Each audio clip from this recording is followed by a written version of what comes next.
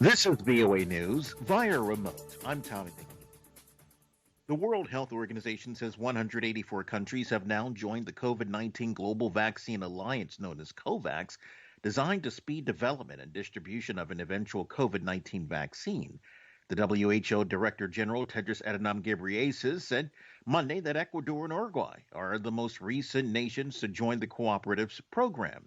The United States is not part of the COVAX program, calling it too constraining. Earlier this year, the Trump administration said it was withdrawing support for WHO, saying the group is too heavily influenced by China. President Trump has blamed China for the global spread of the disease. China announced last month it is joining the COVAX program. Tedros said that as the virus spreads in Europe and other parts of the world, sharing resources, supplies, and more can save lives. U.S. lawmakers are running out of time to pass a second massive round of aid addressing the economic and health crises caused by the coronavirus. U.S. House Speaker Nancy Pelosi was to speak with Treasury Secretary Steve Mnuchin Monday ahead of a self-imposed 48-hour deadline to reach a deal before Election Day on November 3rd. If the White House and Democratic majority House of Representatives cannot reach an agreement by Tuesday, the next opportunity for negotiations on aid will come during a lame duck session of Congress in November and December. On Sunday, Speaker Pelosi told ABC's This Week news program that the Trump administration had removed key language from the legislation that laid out as testing and tracing strategies. U.S. lawmakers have repeatedly failed to reach an agreement on a second round of economic aid to millions of Americans impacted by the pandemic. In September, Senate Republicans failed to pass a slimmed-down $500 billion aid proposal.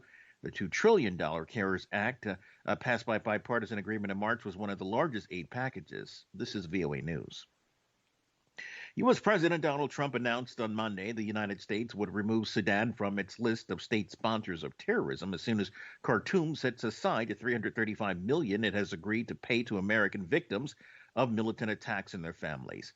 A U.S. official told Reuters that the deal could also set in motion steps by Sudan toward establishing diplomatic relations with Israel, following similar moves by the United Arab Emirates and Bahrain. Sudan's designation as a state sponsor of terrorism was established in the 1990s during the presidency of longtime ruler Omar al-Bashir, who was deposed last year. The designation has since made it difficult for Sudan's transitional government to access debt relief and foreign financing. Many in Sudan say the designation imposed in 1993 because Washington believed Bashir was supporting militant groups has become outdated since he was removed last year, and Sudan has long cooperated on counterterrorism.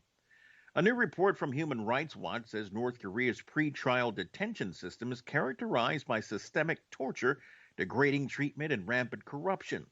The New York-based group discussed the secretive country's criminal justice system in an 88-page report released Monday.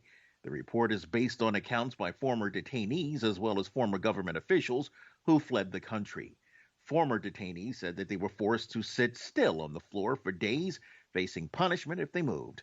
Prisoners were also subjected to collective punishment. If one person broke a rule, all detainees in the cell were punished. Some female detainees reported sexual harassment and assault, including rape.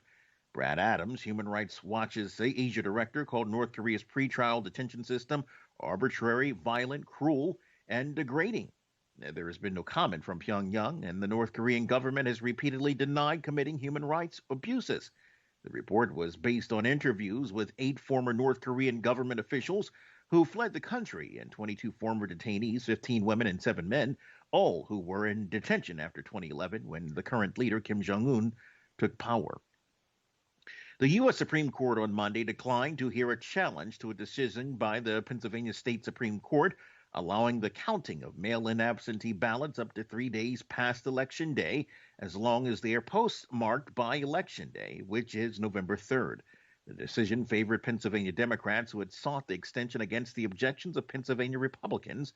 The Chief Justice, John Roberts, sided with the court's 3 liberal justices in declining to hear the case, signaling the U.S. Supreme Court still considers itself independent of partisan politics. Find more at voanews.com. Via remote, I'm Tommie McNeil, VOA News.